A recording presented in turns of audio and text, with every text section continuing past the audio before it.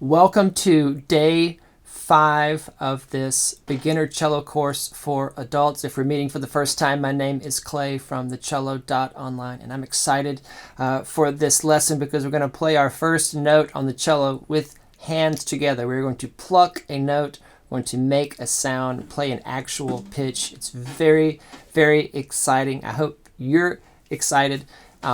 It's great. I love this stuff, and I love it when people do this for the first time and you get to hear it, and I wish I could be there live in person with you when you're playing your first note on the cello. It's really, really great. So hopefully we've either decided from day 4 whether or not we're going to use tapes, okay, and that we have those put on there correctly. If you haven't yet, make sure you watch that video about how to get the tapes on. And our big goal here for today is just to get our finger down and make a great sound, okay, with the plucking. And there's a reason we start with plucking and not with the bow, is that the pizzicato is actually less forgiving than the bow. As a beginner, the tone quality is probably the most abstract idea, esoteric idea, all right, that we have in figuring out if we're having success at the cello or not, right? Because the tone, that is something we're continually working on. It's the musical, emotional, it's the reason we're playing this instrument, because we like the tone. And so there it is infinite, okay, what the different tone qualities and colors and different things can be. And so the bow kind of always gets something, all right? And as a beginner, I can be tricked into thinking I'm getting a good tone and that I've gotten my fingers down all the way. And I'm going to show you here in a second that with the plucking, it's much less forgiving, all right? So let me show you, okay? So when I get my first finger down and I go to pluck, if I hear that thud? That's what we don't want. That's what we're talking about, all right? I'm even pressing the string down more than I was just before. You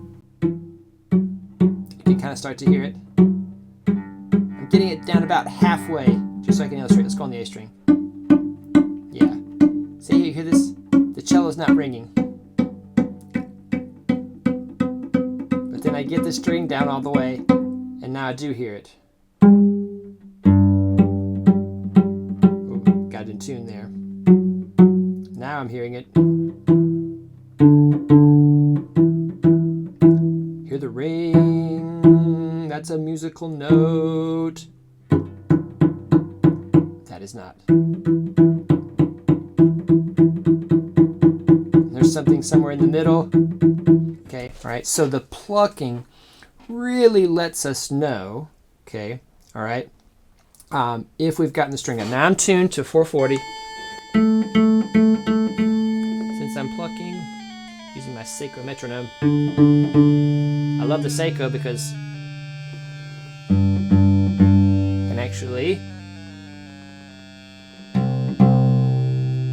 hear all the strings. I can hear all the notes actually at pitch, okay?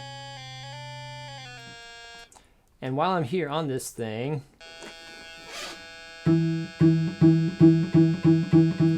if you have something where you can put it on the note, that is helpful. Okay, all right.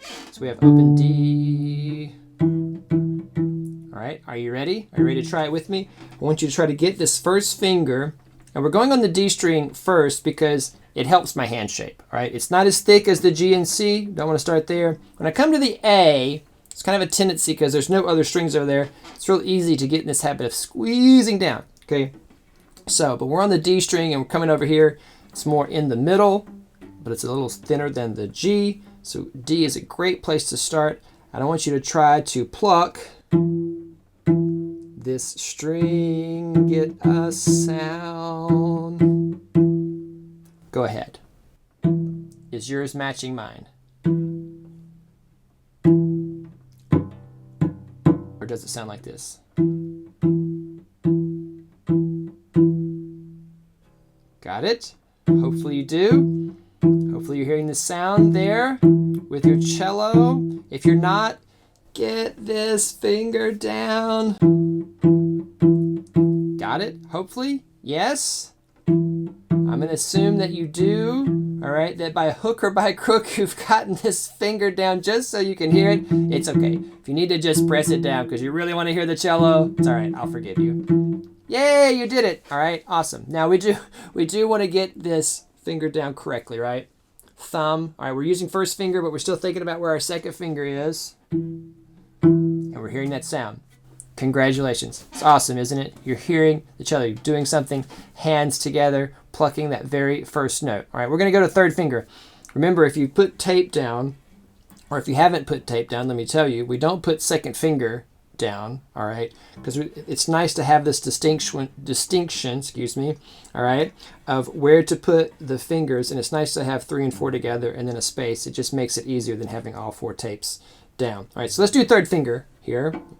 For those that don't have tape, so you know why we're doing third finger next. Again, I want to hear, not this one. Play yours. Is it matching? Again, let's make sure I'm playing an F sharp. So I can match you at home. Remember, I'm on 440.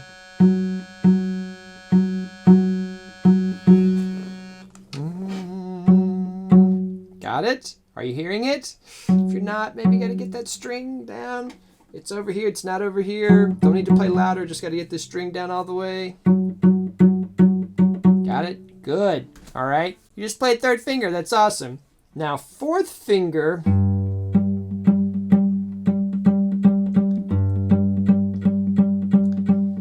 Especially if you're not using tape, should be matching. We call this a ringing tone. The open string below.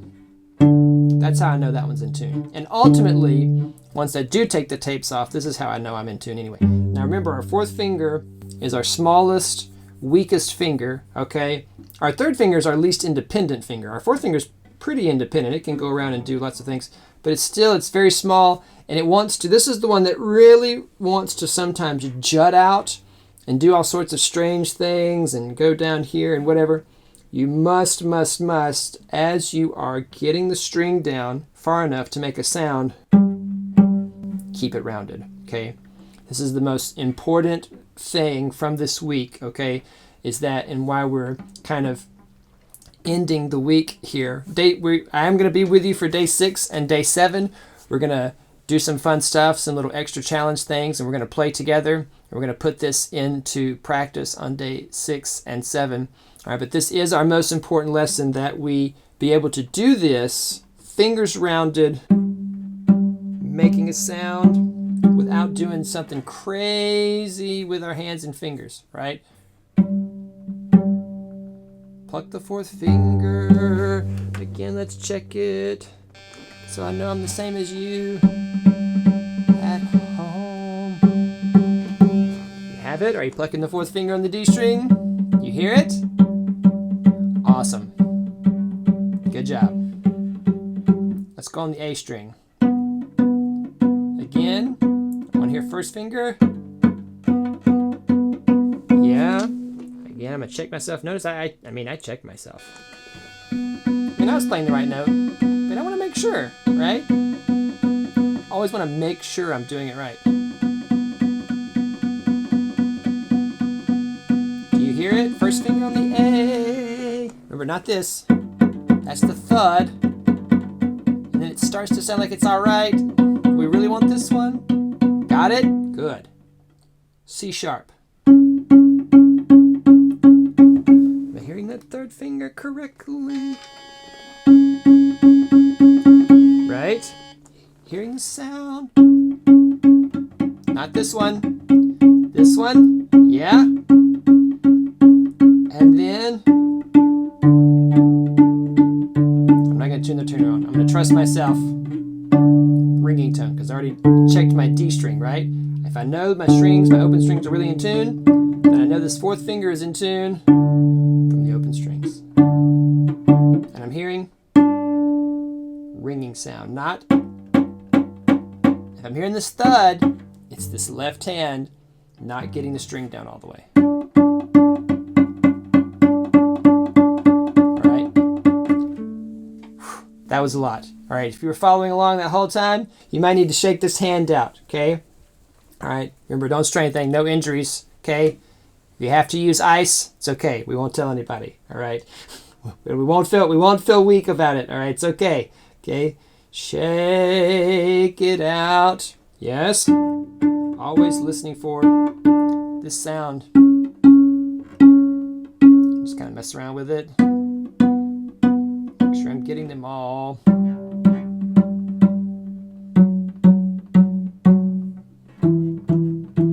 There's my hand staying rounded.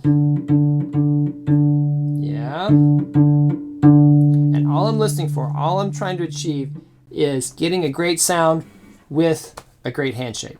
Now, maybe we have to go back and forth a little bit. You notice earlier I was having a little fun. Yeah, I put this thumb way up here. Oh, such a bad example. All right. So you're going to be wanting to get that sound and just hear it. And you know what? That on some level, that's okay. All right. We don't want to do it too much. All right. But we do want to know what it sounds like. And we have to go back and forth with our focus. So we're focused on tone. So we know what we're going for there. But then other times we do need to really hone in, getting this hand, maintain the shape. Even if it doesn't quite sound yet like we want, we're working towards getting that string down with a great hand shape, okay? And we go back and forth. We focus on the sound a little bit. We focus on getting the string down a little bit. And we go back and forth, one at a time. And eventually we form good habits, and we're going to do them at the same time. We're going to have that great sound. Okay, now, pro tip here, as they say, is I would start with all fingers down and then come down. All right, so if you're experimenting, messing around, get all your fingers down.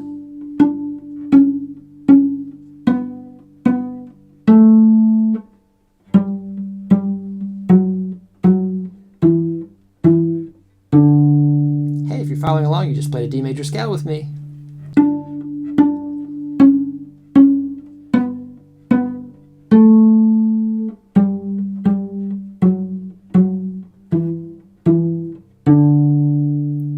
Not only did you just play your first sound on the cello, you just played your first scale on the cello, D major, all right, which is where we all start with string playing. Okay, it's exciting, isn't it? So for now, to maintain this hand shape, and everybody's the same, because this is, remember, nothing about this is natural. We start with fingers down. And come on. If we go up like this, okay, all right, we can run into some problems, potentially. Doesn't mean that everybody's the same, but usually, all right, in my 20 years of teaching now, everybody benefits from starting with all four fingers down and lifting them up. Because that way I'm starting with a great hand shape.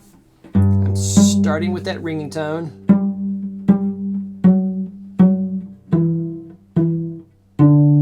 Yeah? And we're going to practice here again at the end, as we do always. All right. So, what's on my checklist, all right, before we practice together? I know that my fingers are in tune.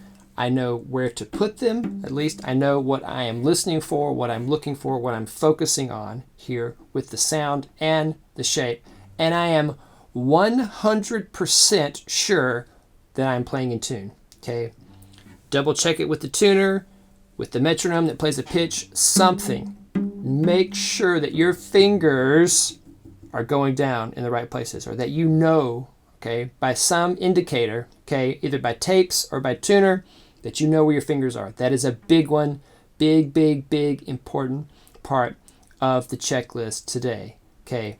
All right, so double check it, double check your intonation, double check that you'll be able to stay in tune while you're putting these fingers down. And then you can check that one off your list. The second one, all right, equally important, is I'm hearing a great sound. I know how far to get the string down. Even if I'm straining a little bit, and maybe you're not straining, maybe you're just like, this is easy, I'm ready for day 6, come on man, give me some challenges. Or maybe you're like, whoa, wow, that feels like a lot, getting that string all the way down. But at least you know what you're listening for.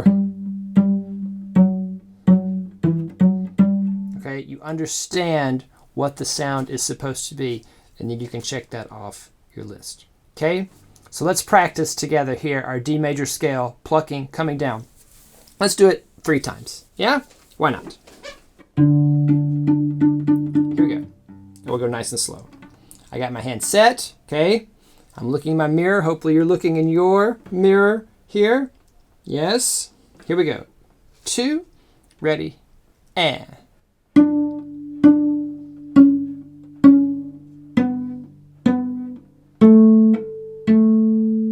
going to get my hand set. I'm going to give myself lots of time.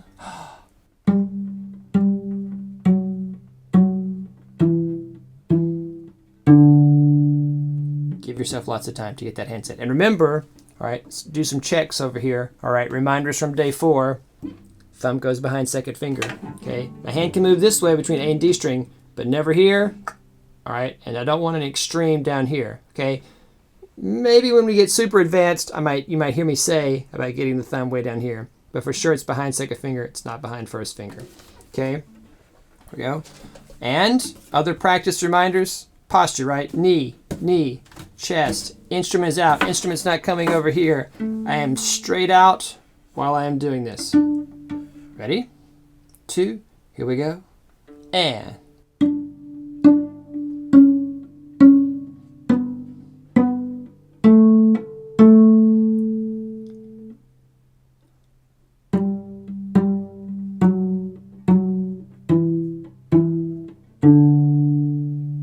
Let's do it quietly. We're going to use that this weekend. How about we come up here, play a little softer. Oh, I didn't count us off. 1, 2, ready, and.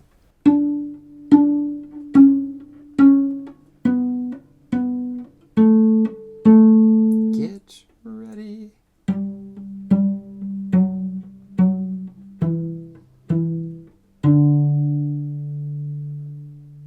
And there we have it.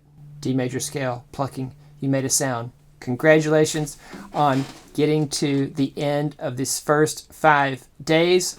Day 6 and 7, we may have a couple of things on our checklist. All right, some fun items there on our checklist. Not that we've not been having fun, but some things to implement the stuff that we've been learning here in these first 5 days, and some extra challenges for those of you that are just moving right along.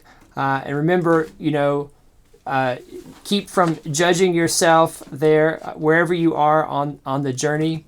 It's great. It's wonderful. All right, we're moving forward here.